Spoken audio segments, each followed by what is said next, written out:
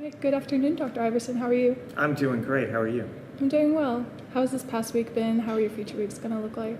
So this is a tough week for me because I'm thinking of all the things I wanted to talk about during the semester in my class, and I realize I only have a couple lectures left. So I'm planning out every minute and every second of the lectures that are going to be this week and then the one I have on Monday. So speaking of your lectures, we heard that you make a big production for some of the topics you teach. How do you choose your different acts, like trumpets, Star Wars, etc.? That's easy. It's the most important things. So the idea is to figure out a way to make something very memorable that goes alongside a very important idea. And so that way, students have a couple of different ways to remember what was going on. So it's, why in the world did you just play a trumpet? Well, that's because we made a carbon-carbon bond. Those are the most important reactions we study. And when I make an analogy of a mechanism to some sort of show like Star Wars or maybe a commercial, TV commercial, the idea is those are really the anchor mechanisms that are really important for everyone to understand, and that the other ones we learn are pretty much derivatives of those. So it's a way to really focus attention in multiple ways on the things that are most important. All right, so do you have a favorite mechanism? I don't know that I have a favorite mechanism. I would say that I think every chemist loves the aldol reaction. And I'll go ahead and say I love that because there's so many elements that are in play. So number one, it's a really simple mechanism. You have a base, you take away a proton, you create an enolate. That turns an electrophile into a nucleophile, you make a carbon-carbon bond. It has all those elements that are brought together that shows how, if you really think through the chemistry, you can do some remarkable things. You start with an aldehyde and you get a really complicated molecule out by adding a simple base. And so I think the elegance, the simplicity, yet the incredible opportunity to make complex structures all at once, I think I'll go ahead and pick that. But I don't want to hurt the feelings of any other mechanisms because they're all beautiful mechanisms. So speaking of mechanisms, what's your favorite part about teaching organic chemistry? It's the journey. So organic chemistry in my mind is really the study of how human beings have learned how to manipulate molecular structure. And that manipulation has allowed everything that I would refer to as modern life.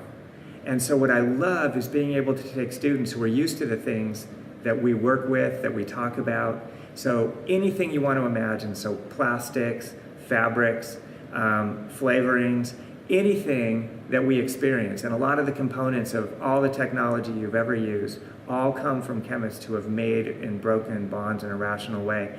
And I get to teach students who know nothing about that, how suddenly all the things around them make sense, and they understand how organic chemists and chemists in general have been able to shape the world that we live in and created all the opportunities we have for modern living.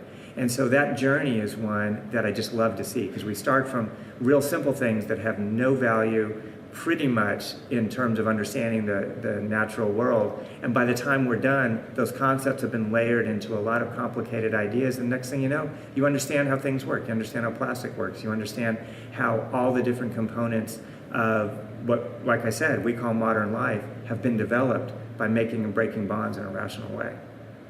Wow, very interesting. So you teach probably the most infamously difficult course, one of the most difficult courses here at UT. And so do you have any funny stories as a teacher? Every once in a while, when we try to create an image that students won't forget, it backfires. And so this is one that you had to be there, so you're just going to have to take my word for it.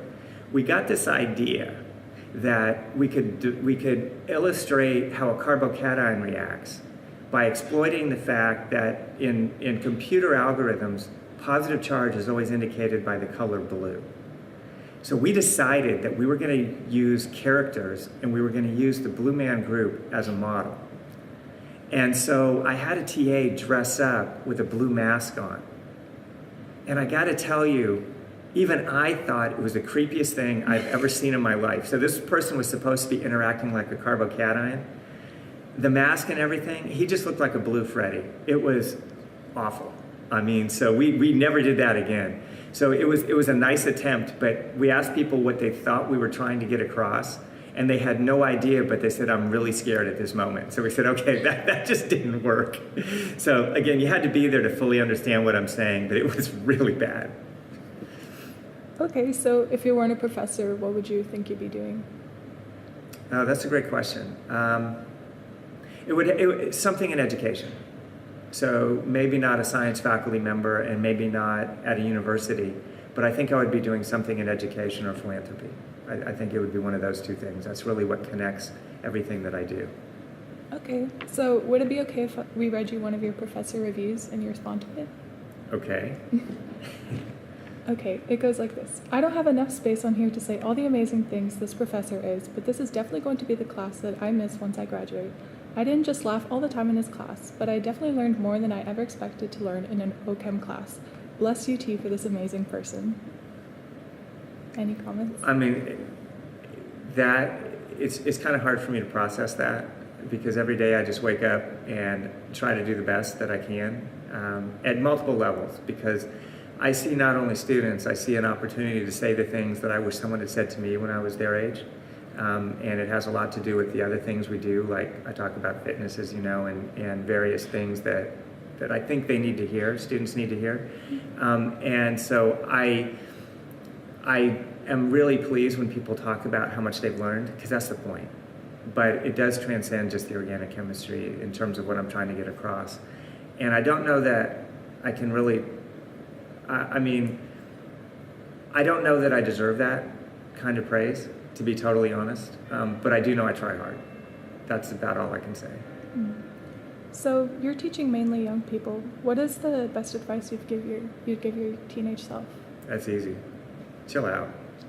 So I spent a lot of time worrying about all the different phases of my life moving forward. And I tried to plan it out and make sure that it was guaranteed to work out exactly the way I hoped it would. And it turned out that all those plans were a complete waste of time, because the real opportunities showed up when I least expected them. And especially as a teenager, I had some plans on doing something, and it all changed the day that I decided I was going to work for a summer in a laboratory. And that was not part of my plan.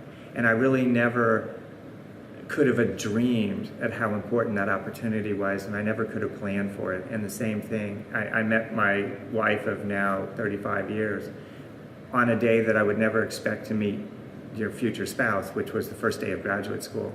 And so, you know, if I had just not worried about everything and just tried my hardest to get through the day and do the best that I could at what was in front of me, I think I would have been a lot happier, because I used to stress a lot about the future. And it's something that I tell all young people, is just do good stuff, work hard, and don't stress about the future. And I wish I had taken that to heart at the time. I spent way too much time worrying about it. Cool.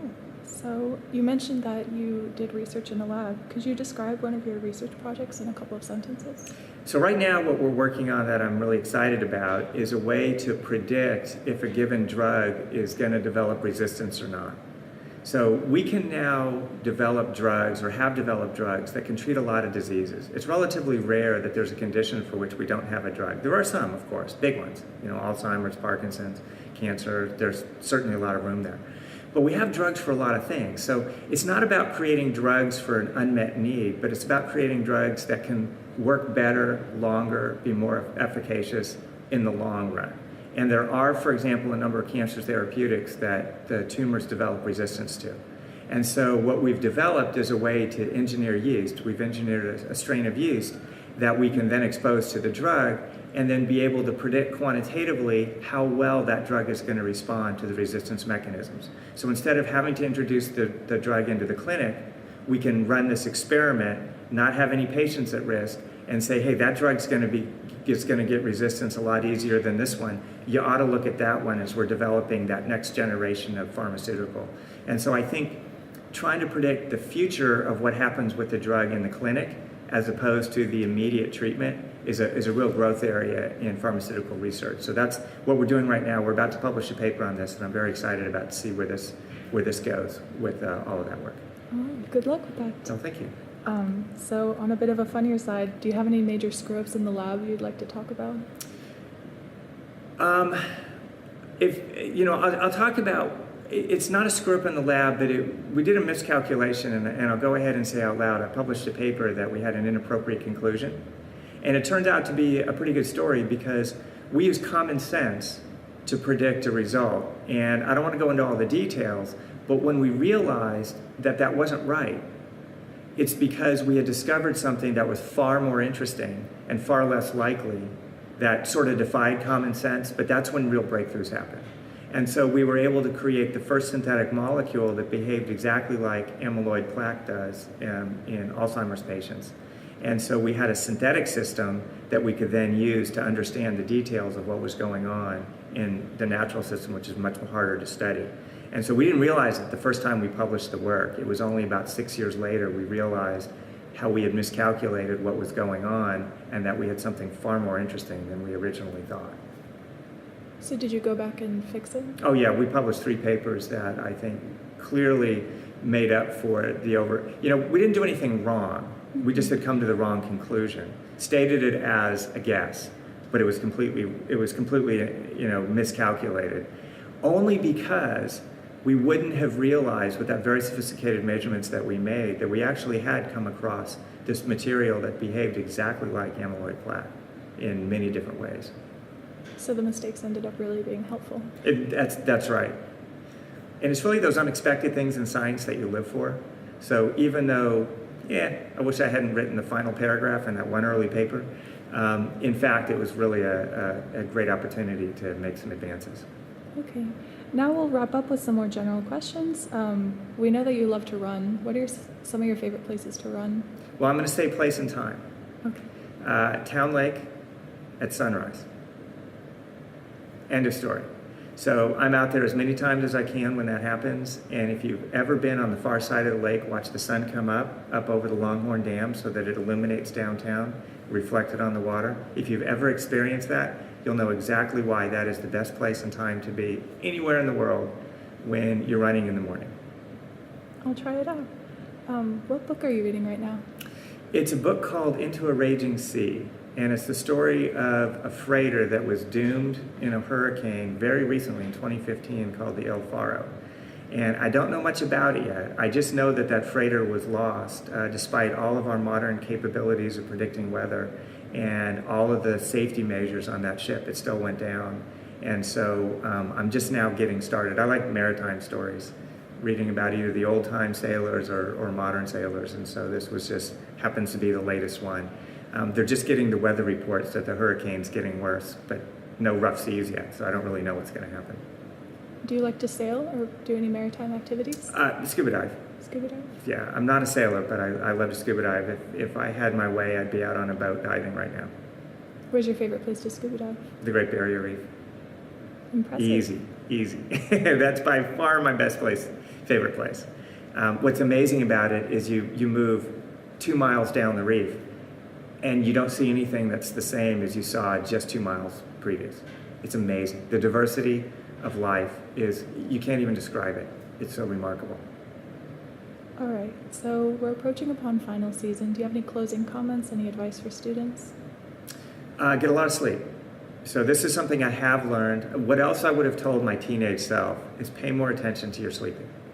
I now know that that's really critical, and staying up too late to study is really counterproductive because you need to be much more focused on your exam, and a couple of hours more or even 3 or 4 hours more of studying is not going to make up for not being with it and on the ball when you're trying to take that exam. So I think being very disciplined about sleeping is something that I would strongly recommend. Other than that, I think it's sort of like how people should eat. You know how best to study, you know how to eat well, and it's just a matter of being disciplined and doing it that I think is really the best thing that you can do. Okay, well, thank you so much for coming to talk to us today, Dr. Iverson. Have a great day. Thank you for coming.